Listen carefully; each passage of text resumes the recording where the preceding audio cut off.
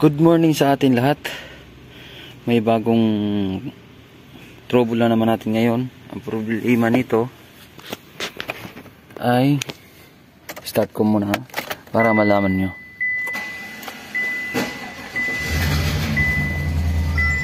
Paalog-alog siya at may check engine.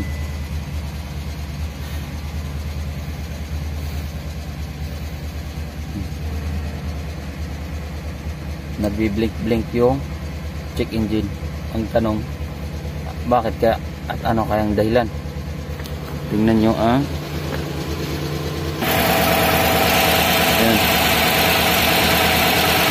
maalog.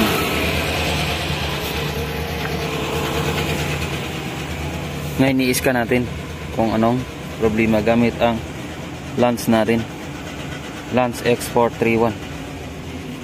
Ngayon i-off ko muna. Okay. Punta muna tayo dito. Chevrolet.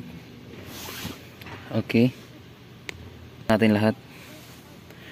Scan natin lahat. Automatic research. Okay. Ignition on.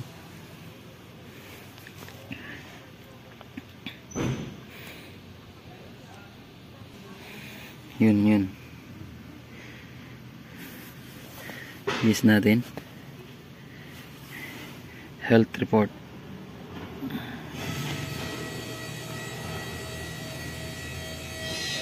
May fault siya.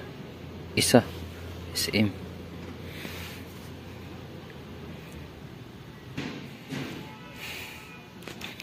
So marami siyang fault.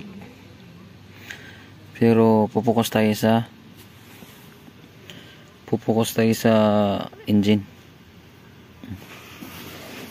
Uy, kaso niya dito transfer case isa to invalid.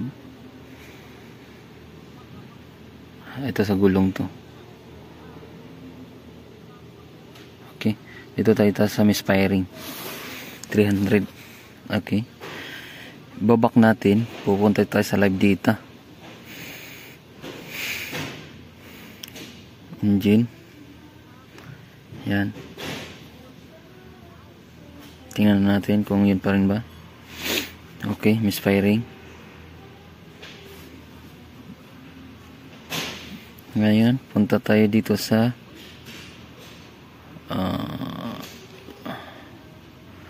misfiring. Hanapin natin dito yung ito, misfiring data.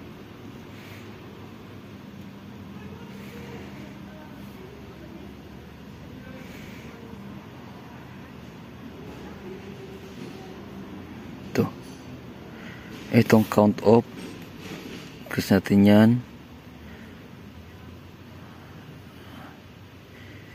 Yan, select na lang natin all.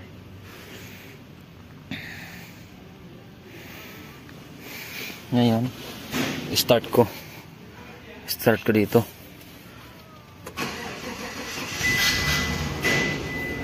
Yan, titingnan natin yung misfiring nya.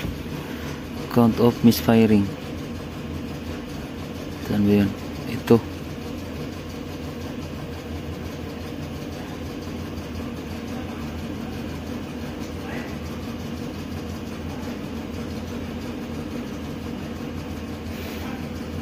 Five.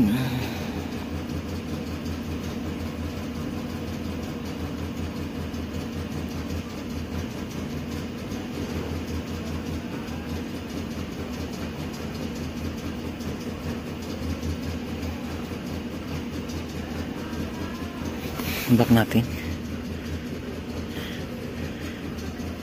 Individual na lang natin. Parang madali. Number 1, number 2, number 3, 4, 5, 6, 7, 8. Yan. Yun.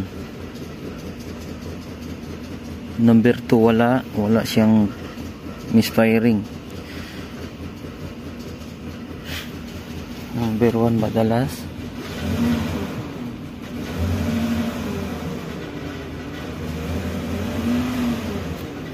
Number 1, uy, halos lahat. Number 8 wala.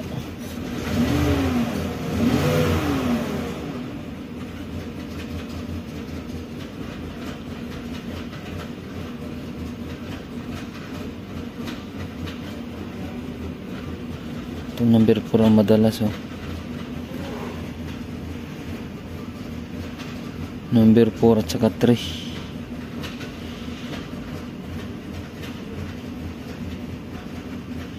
Okay. Papalitan ko muna yung spark plug.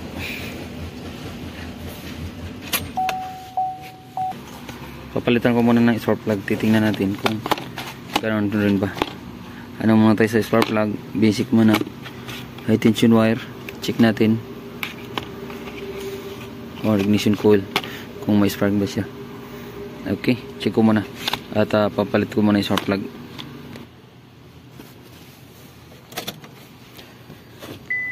Ngayon, nagtanggal ko ng spark plug. Talagang parang ponde yata. O wala siya gaanong sunog. Double check ko na rin din to ang compression. Mukhang walang compression eh. May spark naman siya eh. Okay. Update na lang ko kayo mamaya.